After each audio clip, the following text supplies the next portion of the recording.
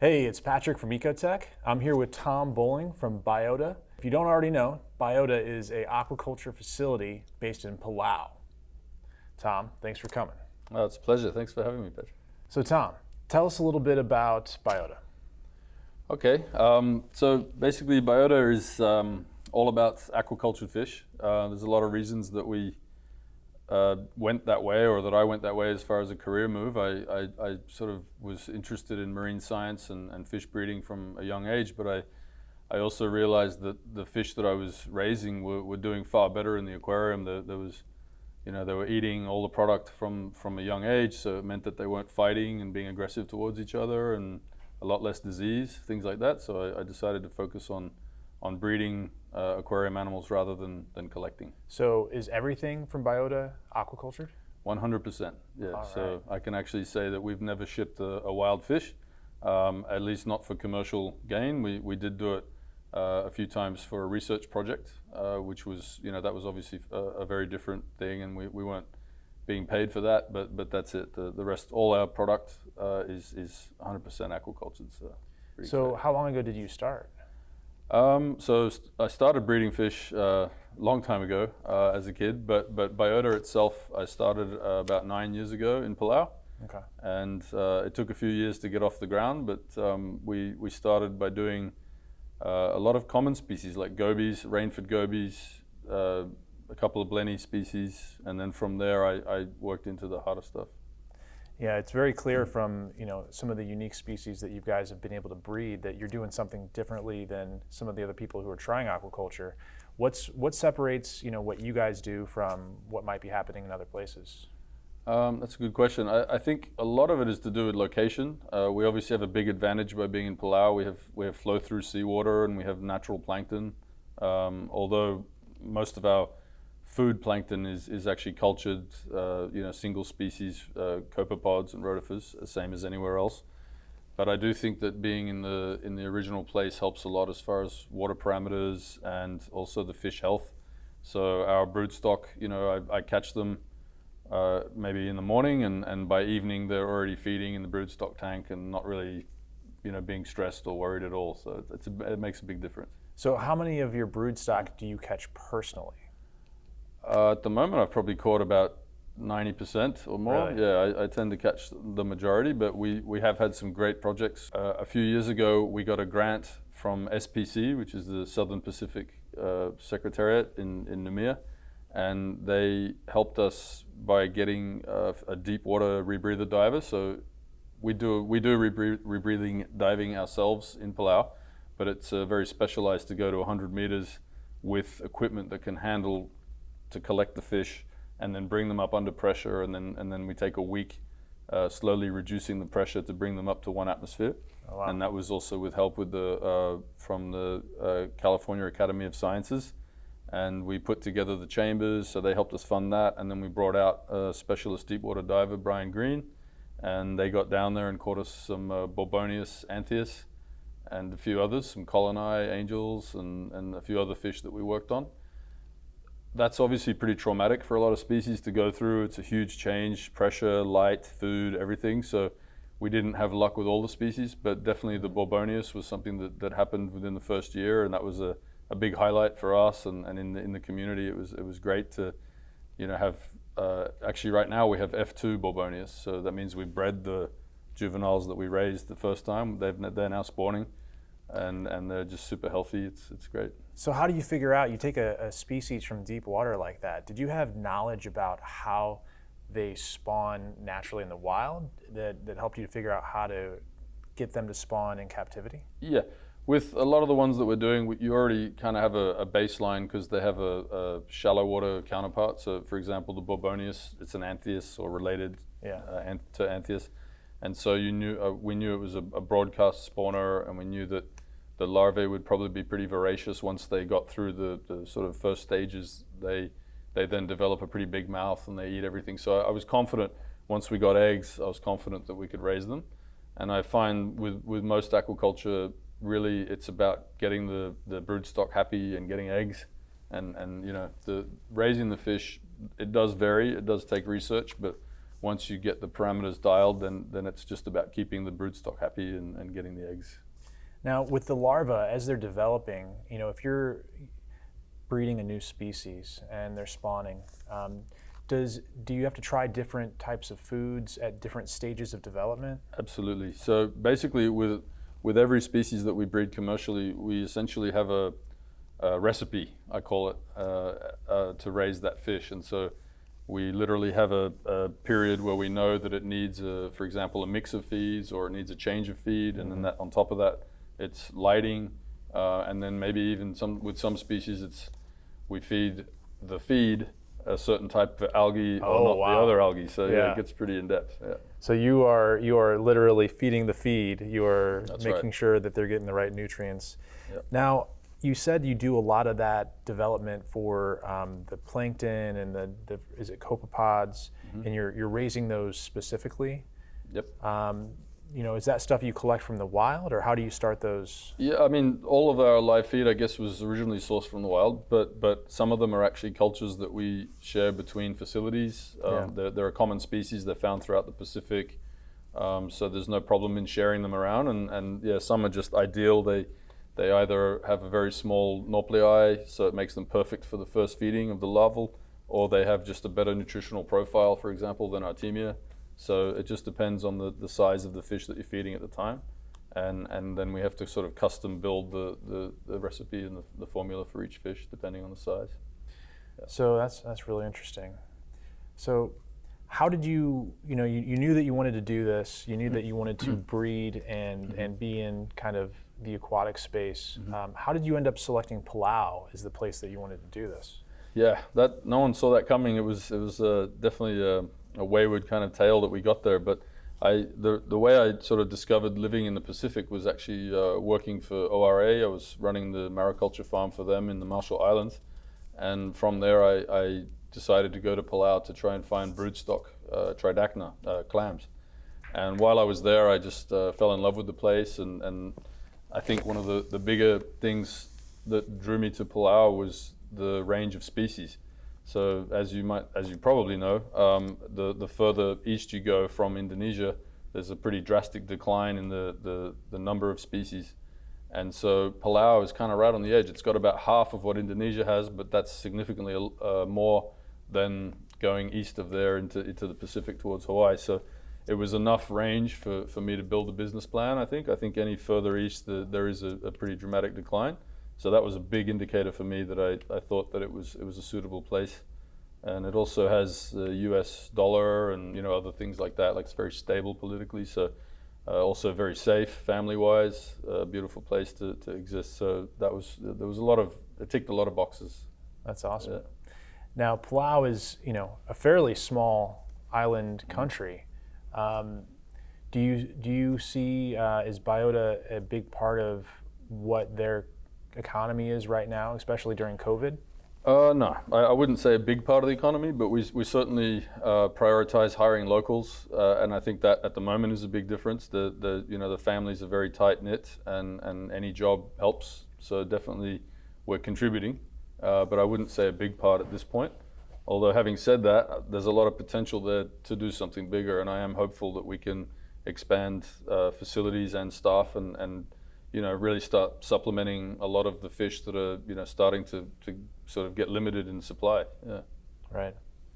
So you were telling me before we started the interview that something interesting about Palau, that it's a matriarchal society. Yeah, it's quite interesting. The women have a lot of power there, a lot of say, and it definitely it's an interesting place in that regard when you're not used to that, to come and observe that sort of culture where for example, I told you there's no homeless people, there's really strong family values, so everybody has strong support, a lot of family network, and it really makes a difference. I think it's got a certain stability about it that I've never seen in any other country. Yeah. Well, you're selling it well, man. I'm thinking about picking up and you come join us. Yeah, joining you out there. Sounds pretty awesome. So how many team members do you have currently in Palau? In Palau, we usually range between 10 and 15 people. We often have internships and sort of summer camp style, kids, 2 or 3 kids will come join and learn about one particular aspect, whether it's coral farming or larval fish, things like that. And then we also have a dive program, so we're teaching we have a really good instructor on our team, and so we're teaching the locals how to scuba dive and getting them out there often as well, which is great. I noticed on your website you guys also do consulting. Yes, so I do commercial dive work and a little bit of marine science work as well. I was doing more of that in the past, and now we've sort of got our hands full breeding fish, so it's definitely not a priority job, but we still do offer some services like that. For example, we were actually hired to land the optic fiber, which got brought to Palau, so that was a pretty fun job. It was all sort of commercial level, and it was good to build a team of divers and sort of learn some new tricks and install the optic fiber. Wow, yeah, that's definitely got to have been a different change, different kind of, Very bad visibility, for sure. Now, when you were bringing in the cable, was that deep water diving, or were you using? No, they had a big ship that brought it into about 20 meters depth, maybe 25 meters depth was where we started operations, and then we had to install like a metallic shield that goes all the way up to land. So, and they're like maybe 2 foot lengths. They kind of they lock in over each other. It's like an articulated shield. How big is that cable? It's not that big. The cable itself is less than the thickness of this cup. It's actually quite narrow, and then it has like a metal sheath over the top of it, and then the armor goes around that. So oh wow! Not that thick. Yeah. That's amazing. Surprising for the amount of data that it can pull. The cable itself is like 3 or 4 millimeters only. Really? Yeah. Wow. So Tom, you have a few different facilities. It's not just Palau. You have a place in Hawaii, Florida, and North Carolina? That's right. Yeah. So in Hawaii, we're partnered up with the Oceanic Institute, which is part of HPU, Hawaii Pacific University, and we kind of joined forces with Chad Callum. He's been there for 10 years or more, 12 years, doing research on yellow tang, and he's the one that him and his team are the ones that actually cracked those, the surgeonfish for the first time. Yeah. And which was super exciting for the industry. And then we had the opportunity to join them and help sort of keep the research going, while obviously starting to get them to market and fine tuning the larval fish quantity, sort of the survival, but also the grow out stage. So that was the next thing that needed research, was to grow the fish out in a faster and better quality way, because we often have issues, especially with surgeonfish like the blue tang. There's been quite a lot of issues getting the HLLE on the face, and so it was an issue, and now we've gotten on top of that, and we're producing really good fish. They're really proud to say that the product is where we need it to be in the industry. Yeah. And you guys are really well known for many things, but the yellow tang most recently has been something that's just been huge for our industry with what happened in Hawaii and them shutting down the fishery. I think a lot of people have learned about Biota, and your phone probably is ringing off the hook right now. Yeah, it's a little hectic. It's an exciting time, I guess, for us in that sense, but it does also highlight the sort of instability of the industry, and I guess when you're dependent on a wild stock, whether it's seafood or aquarium fish or whatever it is, it's not consistent, and I think that by dialing in different high-end or high demand species, I think it's really important for the industry to keep moving both in a stable way, but also in a responsible fashion, especially with species that are sensitive to collection. So that doesn't necessarily apply to the yellow tang. That industry was actually doing pretty well, especially compared to other industries, to other collections. But ultimately what it did is demonstrate that things are pretty uncertain with wild supply, and we need to step up on it. Well, and that's a huge thing as well. When you aquaculture a fish and you bring it in to an aquarium store, that fish has already been eating food that you've raised it on. It's eating pellets. It's disease-free because it's been raised in an environment without the opportunity to have those external factors. And so ultimately, what people are getting is a product that is going to be much more reliable, and a pet which is going to last a lot longer. It's true. We can't say that about all fish and all cases, because a lot of aquarists are, they have the experience and the time when they get a wild fish that it's got a great chance of survival. Yeah. But overall, it is outstanding to us, the comments that are made regarding survival and lack of disease. But another interesting thing is the aggression. We really get, and on top of that, with the angels, a lot of people commenting, and this is from people commenting. This isn't directly although I have seen it myself, but it's just notable that people are observing that the angelfish in particular, like our coral beauties and other angelfish that we get from breeders like Wenping Su in Indonesia, that they just don't have an appetite for corals and any of the usual problems you have with angels. I think it's more that they already know they're going to be fed every morning, so they're not exploring other food. You've bred the bad habits out of these fish. It seems so. Yeah, with the aggression for sure. I think that being grown in high density, but never be so they're always with other fish close quarters. But on top of that, they're always being fed. They're never really hungry, and so the difference is notable. They don't have that fear. Fight. Yeah, there's no I got to find that meal. Yeah, and less territorial sort of behavior for sure. Interesting. Yeah. I was curious. Do you see like better success from the clams that you guys raise? I'd have to say overall, I do think so, because we do have them in aquarium. They are raised in aquarium conditions, and so we do feed them algae that people can feed them at home. We have them under LEDs for quite a long time before they go out to the aquarium. Honestly, clams are tough. Like, regardless of who you are or what aquarium you have, clams are always a challenge, and I've seen it from the highest rate aquarist down to the starter. Sometimes you just get a clam that loves an aquarium and lives for 5 or 10 years, and no one really knows why. And then other times you'll have the best aquarium you've ever seen, and the clams don't survive. So there's an element of mystery, I think, with clams that's always been there. But having said that, I do think that it's just it's better to be breeding them, because then you're only taking a few from the wild, but you're also raising them in aquarium conditions, so they have a better chance. And I do believe that when you get them smaller, they're much more adaptable. They can settle into a new aquarium much easier than when you get a big adult Maxima that goes from an open reef to a house tank. I think there's a difference.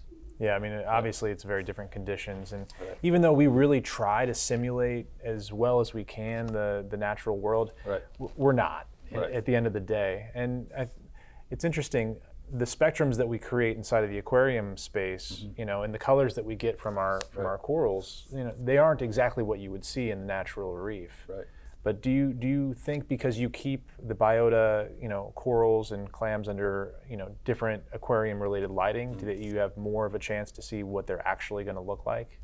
Well, I guess that's hard to say, because, we'll have for example, on our coral farm, we'll have a bunch of acros, maybe 200 acros that are brown-green color, and then we'll bring them in under the lighting, LED lighting, and a month later they're maybe fluorescent green, or they've gone blue, or they change quite dramatically, but you'll never see that color in the ocean. And so it's really hard you don't know, because then if you move them back to the ocean, they'll turn back to that other color. So obviously it's about the spectrum that they're being supplied. That's the algae that's growing in the tissue. But with the clams, it's interesting, because we don't see it as obviously, but we do see changes in clams. So we see them as they grow, they actually can shift the color quite dramatically, even under the same light, whether it's sun or LED. So it's just so much, there's a lot of mystery to it, I think. Now, is it the zooxanthellae inside of the clam's tissue, or is it? Right. I believe the majority of the color is the reflection of the zooxanthellae, although the clam also has a layer of tissue underneath that's reflection, but I don't think that it's the bright colors. I think that the bright, I believe, I could be wrong there actually, but I think it's mostly the zooxanthellae. Interesting. Yeah. I mean, how many different species of clam do you guys raise? Currently, we're doing 3 species, I think. So we have done more in the past, but we've been more focused on fish. They're obviously, as a business, you have to weigh up what's going to turn over and help pay the bills. It's been a tough startup. It was definitely more years than it should have been according to the business plan. And so part of that was to focus on fish like coral beauties and for example, the blennies and the gobies that we turn over in a higher number. They're a lower value, but they turn over, and that's what you need. You got to pay the bills, you got to have the cash flow. So the clams kind of took a back seat for a little while. We're still doing them, but they do take up a lot of space, and they take 2 years to get to market, right? So that's a lot of money wrapped up in in one item that you're selling. exactly. Yeah. Now, you guys don't just aquaculture for the aquarium trade. You also release a lot of what you grow back into the wild. We do. We in Palau, we basically, when we signed the lease for the facility that we got access to, we also proposed that, because originally that lease was set up to breed rabbitfish, which is a highly sought after food fish in Palau. And so on our lease agreement, we suggested that we also contribute, so about 10% of our production goes towards producing rabbitfish. And then every quarter we invite the local school down. There's a few different groups that we bring depending on the time of year. We have a little barbecue and then a little talk, a tour, and then the kids actually do the releasing of the fish, which is great for them to see how they can contribute back, because we can literally tell them, in 2 or 3 years you might be eating this fish, so it's kind of a nice feeling, I guess, to give back a bit. When you release a rabbitfish back into the local population, is there any way, can you tell from the local reef populations that you're having a real impact on that geographical area? Yeah, numbers wise, I don't think we could. There's not enough historical data to be able to do that, but we are doing a genetic study on that. So basically we have the genetic samples of all the brood stock that we have in our facility. And in the next year or two, we're going to start doing random sampling of the fisherman's catch, so each time they come in, we can just take a clip from the fin of each of the fish. Wow. And one day, I hope that we can say, look, that was one of ours that we released. So that'd be really nice cool. Story, yeah, absolutely. So you've done, how many different species have you raised and successfully cultured from broodstock? Oh, wow. For fish? You mean F2s? Yeah, I guess, F2s? successful. As in raised and then bred again to supply? Yeah, that's sure. Yeah? We'll go with that. Raised and spread, yeah. So, for example, the coral beauty angelfish and the mandarin fish, at the moment, the majority of our broodstock are F1s. Okay. So the fish that are now on the market are F2s, which means they're the second generation bred. Yeah. And we actually do find that they do better. The survival is better. We're getting really high survival now. So. And that's often the case with other, like food fish, for example. When you breed them, the two, or say you take the two biggest fish that grow from that clutch, generally that means they're the most sort of genetically suitable for that environment. Yeah. And if you breed them again, you're going to find that that's going to be a better batch than had you taken two of the smaller fish from that environment. So is it harder to get F2s to breed in the facility? No, it's easier. They're actually more comfortable. They're in their home. That's where they grew up. Compared to if you take a wild fish, it takes a few months to adapt and change. Whereas the F2s literally grew up there, so they're happy and they're we get mandarins that are, 4 months old. They're barely an inch long and they're spawning. Really? Yeah, they're already happy and ready to do their thing. So it's pretty amazing. Early on. Yeah. That's really interesting. So Tom, are there any challenges that you've had? What was the most difficult time you had getting a species to brood or to spawn in captivity? Well, I could say I'm still dealing with that. There's some fish I can't get to breed yet. Yeah. For example, the blue-faced angel. I have a pair of those, and it's very frustrating because they're doing everything right. They're happy, they eat well, they're courting, they do all the ritual. It looks like they're going to spawn, and I've never gotten eggs from them. So that's a challenge that I'm still dealing with, which I'd love to tackle one day. They're great fish, but as far as fish with low survival, there's species, for example, like the long-nosed butterfly. We've got a pair there that they lay eggs almost every month. We get 1,000 eggs, and they're beautiful, and we think the eggs are really healthy and rich, and the larvae do really well. We get a really high number, and then by week 3, we can't get, and we know they're eating. The mouth's big enough, so it's one of those things that just takes time. It takes research time, tweak the nutrients, tweak the water parameters, the lighting. We just don't know what it is. So we raised one, almost a settlement. It was over an inch long, huge mouth. It was incredible. Like we thought, we've done it. We finally settled it, and overnight it just went missing. We didn't even find the body. So it's challenging, and it sort of drives the staff a little bit insane when we think we've tackled it. So how does lighting play a role?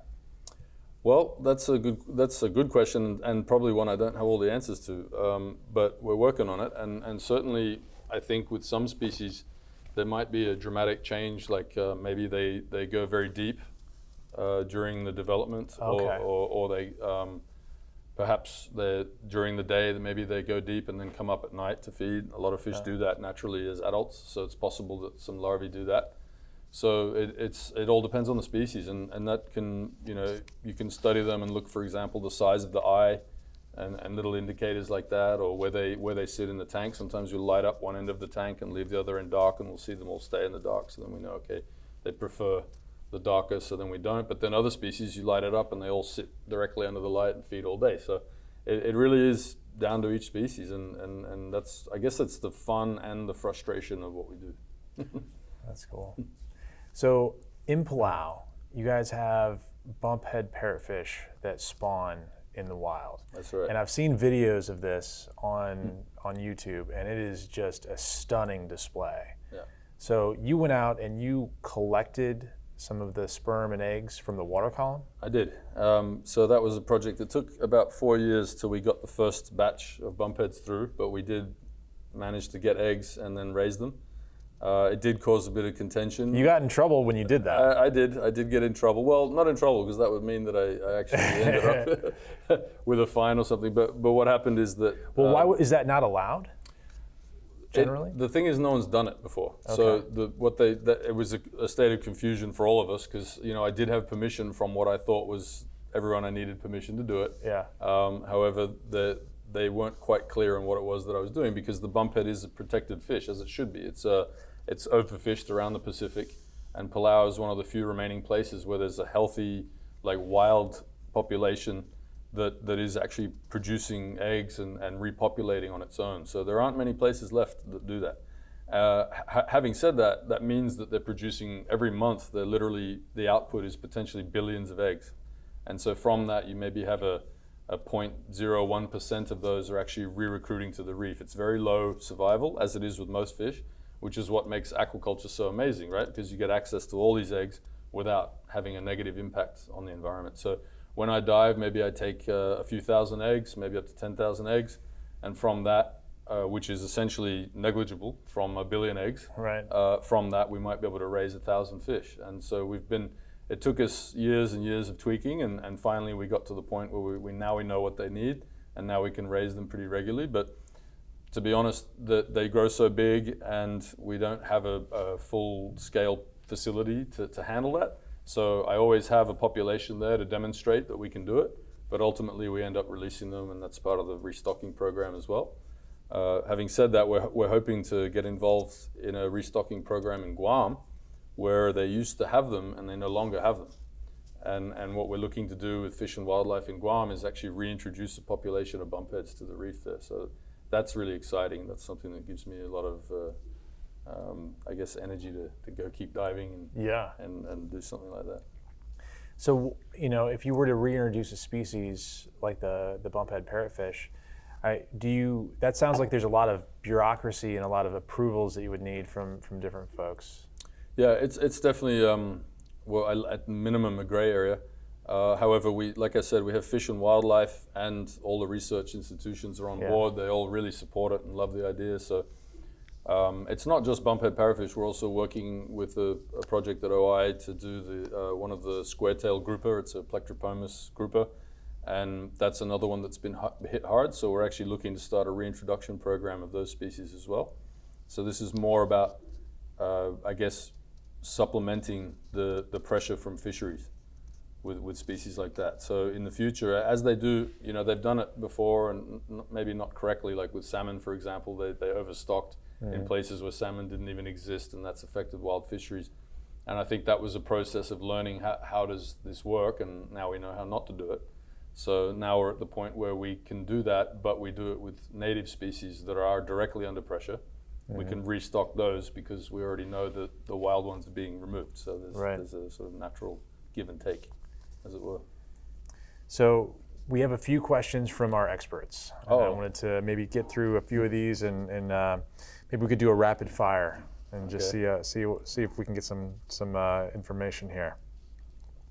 All right. Dank Reefer asks, what can we as hobbyists, how can we as hobbyists help Biota?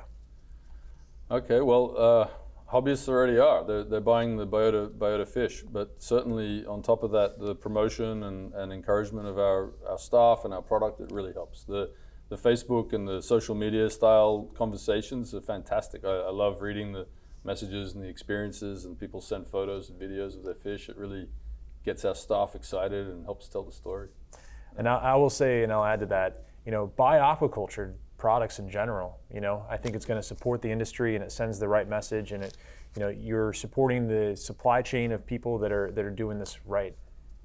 Thank you. Yeah, and not just Biota. It's a startup kind of industry, and there's a lot of people doing great work all around the U.S. and internationally, and I think that there's going to be a big sort of progress towards this, where a lot of species, a lot of science and industry are actually getting they're getting founded in this out of interest. And then we have, for example, staff that are leaving Biota and now going to work for food fish organizations, and they have the skill set. It's the same skill set, it's the same science. And so, it's not just aquariums, it's leading to a bigger thing, which is a renewable food supply, or at least a more sustainable food supply, which is very important. Okay, so Andre asks, how long is the larval stage of the yellow tang? Okay, the yellow tang is roughly 40 to 45 days, and that's there are variables there too with diet and lighting. So yeah, it can be a bit of a mystery to us, but generally it's about that time they start to settle, and then by the end of a sort of 2-month windows when they're fully down and colored up and looking good. So the lighting is more of a situation where you want to have less and then just bring in a small amount here or there? No, I mean the lighting's quite bright on the larval tanks, because in the wild they're in the pelagic stage out in the blue water where there's quite a pretty strong flood of light from all angles, I guess.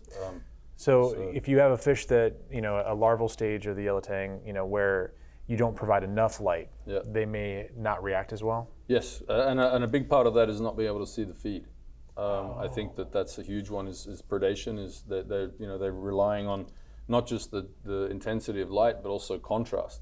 So often people will, not necessarily with the yellow tang. I don't think we do it as much, but some people will overstock algae in the tank with larval fish just so that they have contrast to be able to see the live plankton in the water column. Interesting. Yeah, it's pretty amazing. Derek's Reef asks, received my first order of fish from you guys, thanks. Question is, do you think captive bred will be the only way to get fish in the future? No, I don't think it will be, and I hope it won't be. I think that wild caught has a place. I personally just believe that we have to moderate what species are wild caught. I think that certain species get really impacted by collection, and I think some species have been geographically restricted because of it. And there is data behind that, but I can't source that right now. But the point is that the longer-lived, slower to recruit species like large angelfish and some fish like Moorish idols that don't do well in aquariums, personally I believe they should be left in the ocean, and that's where the breeders come in. People can breed angelfish. We can, maybe not Moorish idols, but we can breed a lot of the species. Seahorses, for example, an aquacultured seahorse generally does much better than a wild seahorse. Unless you're an expert aquarist, a wild seahorse is pretty tough to keep for a long term.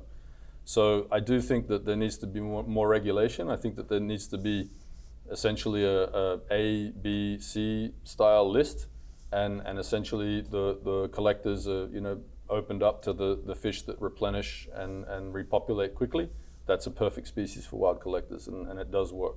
And they don't even need to travel further. They can stay in the same 3 home ranges and just focus and rotate the crops essentially, and that works very well for the high population stuff. Do you think encouraging hobbyists to aquaculture and try to spawn their own fish is something they're going to have success with? Absolutely, I think it's fantastic. I think it's the education side of it, the science, the learning, especially if you have kids and you get them involved. So, when you're doing your own algae, you're doing your own live feed, you're getting the broodstock to spawn, and then even if you only raise a few fish to trade at the store or to give to your friends, it's about the process of learning. It's about understanding ecosystems and the way that different parameters can affect an ecosystem. And essentially that's what's missing, I think, in the modern education system is that connection to nature and that understanding. For example, I mean, climate change is the classic example here of your home aquarium. You know, like you put too much food in there and the tank's going to crash, and vice versa. You don't add enough light, it's going to crash. If it's too hot, it's going to crash. And I think there's a lot to relate to that with nature in general. It's this real hands-on experience that I think probably you had mentioned, you know, you had early on in your life that may have brought you to have the passion for this type of a business and this type of work. Also, I saw that you are very much into the idea of teaching in schools through aquariums. Absolutely, yeah. So the Biota aquarium, the package we put together a few years ago, essentially is focused at trying to get people into the hobby with a strong emphasis on young kids, not too young, but maybe 10 to 15 age range, where they're getting a grasp on science and they're getting a connection to nature. And you know, the idea of it is like I said, is to build a connection to nature, but also an understanding of ecosystems and how different parameters can affect you know, wildlife or human life or anything else. It's a really strong connection, I think. Yeah, at EcoTech we've been sponsoring a scholarship with MASNA for years, you know, and you know, finding people that are so passionate about these animals and that want to give back has just been amazing for us. And we've seen that come back to us because some of the people that we've sponsored have actually become part of the industry and are helping to spawn corals in captivity and promote that. It's really part of the hobby, I think, that has helped scientists learn how to spawn corals in captivity and how to create the environment for them to spawn. Yep, no, it's an amazing story. It really, and it's true. It's exactly what's happened. And you know, with corals is a great story, and your company has made an amazing contribution to that by allowing the keeping of corals to become so easy and reliable. But on top of that, you've got this sort of network of hobbyists that are making observations, whether it's with fish or corals or even with clams, that finally, I think because of social media and because of the internet sort of connectability, it's finally reaching across to science. And you know, I have friends in the scientific community that come to me with questions, and I can literally say to them, oh no, I know this happened in an aquarium and it was a result of these parameters, and then all of a sudden they're applying it to their own research. And that's happening a lot now. Yeah, it's awesome. So, little known secret, but we have a solar insulation mode, which is part of Mobius. It's still an Easter egg, wow. But if there's any experts out there that are interested, send us a message, because you can create the solar phases and the lunar phases right there in your radions to help corals to spawn. And this is based off of work from Jamie Craggs and the folks that are now doing this in the Florida Aquarium and all over really, to help corals spawn. It's excellent. Wow. Okay, so multiple people have asked, what are you working on that's new? What's next for Biota? Yeah, I get this one a bit. So I feel like with the deep water species, we kind of pushed the boundary a little bit, and I feel like all the answers that I give since then are never quite as fulfilling, because everybody's sort of always aiming for the you know, the unheard of species. Yeah. And, you know, I'm really interested in angelfish, and I'm really a big fan of Aquarich, what they're doing in Indonesia. I think he's got some amazing technology there that he's working with, and I'm a little bit frustrated that he's done some of the species that I haven't done yet, but that's healthy competition, and I love his products. We're working really well together. But I guess lately what I'm interested in is species like the tang, and you know, I feel like the rush to do new species has kind of slowed a little. I feel like all the breeders have done incredible the work in the last sort of 5 to 10 years. There's a whole range of new stuff, you know, like Todd Gardner's, he's working with us now. He's done some great stuff, and you know, other aquariums like in Japan and in Australia, there's been some really surprise species that have popped up. But now I think that rush to do a new species is not as significant as the rush to do species in a consistent and quality amount. Just because you've been able to get a species to breed, to spawn, right, it doesn't mean that you're necessarily going to have a commercial product. Exactly. Now, I would assume that the spawning itself has, depending on the species, more or less success to produce a large number of F2s. Yeah, ultimately the first time round, it's ideal to breed F2s to then have a secure broodstock base. But like I mentioned before, potentially it's that the genetic, the reason they've grown so well in the aquarium conditions is they're more genetically suited to that, and therefore their progeny might be even better than that. So look, as far as, because I hate answering that question the way I did now because it's a little bit boring in the sense that I haven't named any fish. But we're definitely looking at the higher value tang and maybe the rarer tang species like black tang and Achilles tang, and you know, that's in the pipeline. We're also interested on the recent work with Rising Tide. I believe the young lady who did the copper band butterfly fish. That's great work. That's a really important species that I do believe has pretty low survival out of the wild. So it's great to focus on those fish for aquaculture, and they also eat aptasia, so there's all these demands on species like that. This makes sense to focus on them. And another one that we're looking at too, which we've already done, but we're not getting in consistent numbers yet, so that's our new challenge, is not just breeding them, but getting consistent numbers, is the cleaner wrasse. The demand for cleaner wrasse has been, it's really surprised me. We get a lot of emails, people, they got a taste, they got a few of them, and the feedback on them was, I guess they did so well because they're eating pellets as well as cleaning the aquarium fish. It's not like a wild one, which will take a while to sort of convert onto those feeds. And some aquarists have had some really good luck. So now we're getting a lot of people asking. So we are pushing to try and get the cleaner wrasse going. I think they're a great fish. So this last question is from Jay. He said, it's an easy one. I'll tee it up. What do you love most about what you do? Well, I love that I love to do it.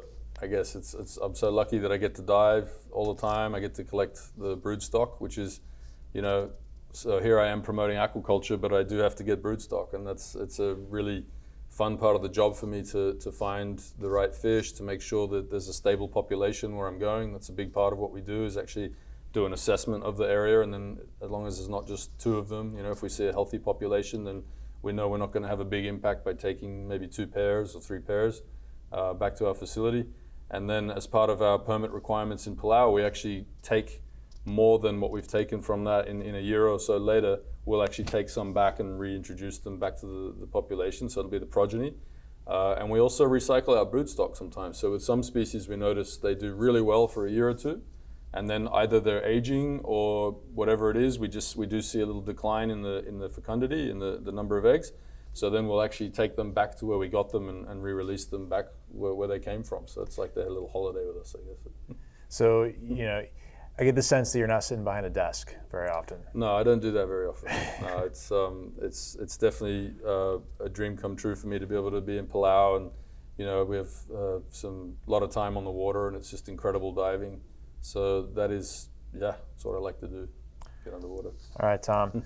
Thanks so much for the time, and we really appreciate you joining us here. Thank you, Patrick. It's been great. It's so great to see your facility. I'm blown away. Great. Really.